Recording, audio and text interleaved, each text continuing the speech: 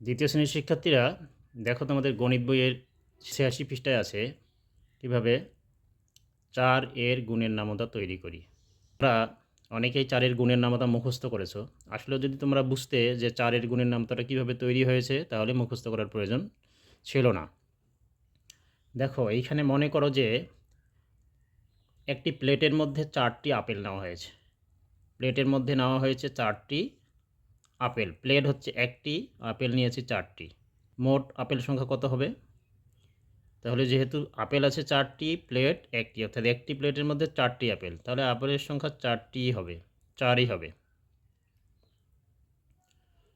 এখানে আমরা ৪কে ১ দিয়ে গুণ করলে ৪ পাচ্ছি।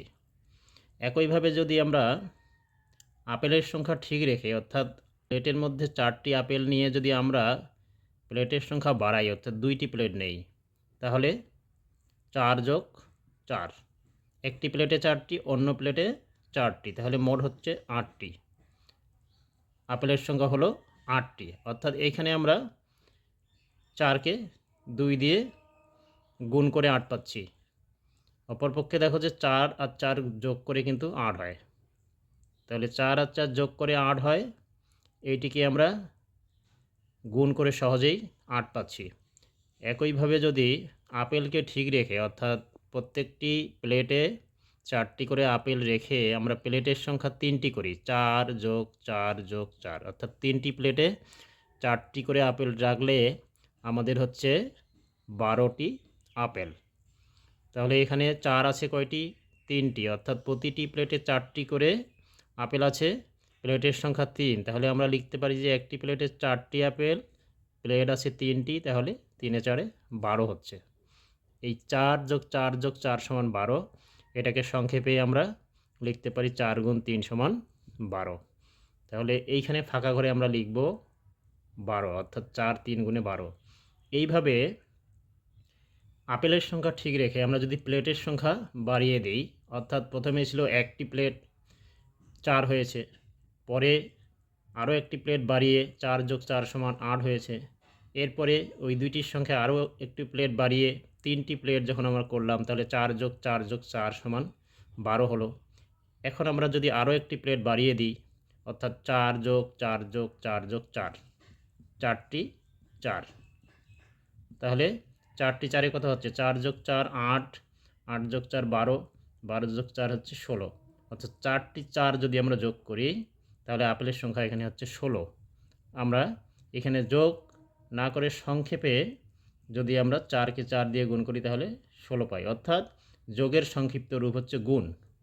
ঠিক আছে? যখন আমরা এই 4টি আপেলের আরও একটি প্লেট আমরা বাড়িয়ে দিব, 4-এর সঙ্গে হচ্ছে আরও একটি প্লেট যোগ করলে হচ্ছে 5, অর্থাৎ 5টি প্লেট, প্রতিটি প্লেটে 4টি করে আপেল আছে, তখন আমরা এইভাবে যোগ করলে অনেক বড় হয়ে যাবে। এই জন্য আমরা কি করব? গুণ করব, অর্থাৎ সংক্ষেপেই 5 দিয়ে 4কে গুণ করলে আমরা পাবো 20টি আপেল। তো এভাবে আমরা যখন একটি করে প্লেটের সংখ্যা বাড়াবো, অর্থাৎ এই ডান দিকের যেই সংখ্যাগুলো দিয়ে আমরা গুণ করেছি, এই সংখ্যাগুলো যখন এক এক করে বাড়াবো, তখন প্রত্যেক ক্ষেত্রে 4 করে বাড়বে। এখানে 4-এর সঙ্গে 5 গুণ করেছি, হয়েছে 20।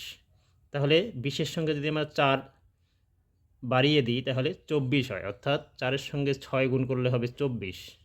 একইভাবে এখানে যদি আরও একটি 4 বাড়িয়ে দিই, তাহলে 24-এর সঙ্গে 4 বাড়ালে হচ্ছে 28, 4 সাথে হয় 28।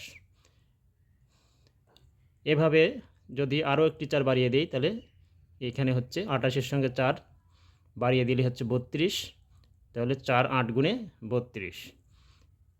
32-এর সঙ্গে 4 বাড়িয়ে দিলে 36 হয়, তাহলে 4 9 গুণে 36, অর্থাৎ 9টি 4 সমান 36 হচ্ছে।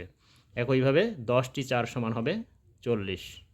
এইভাবে তোমরা যদি একটু হিসেব করো, তাহলে 4-এর গুণের নামতা তোমাদের মুখস্থ করতে হবে না, তোমরা নিজেরাই হিসেব করে করে 4-এর গুণের নামতাটা তৈরি করতে পারবে। ধন্যবাদ।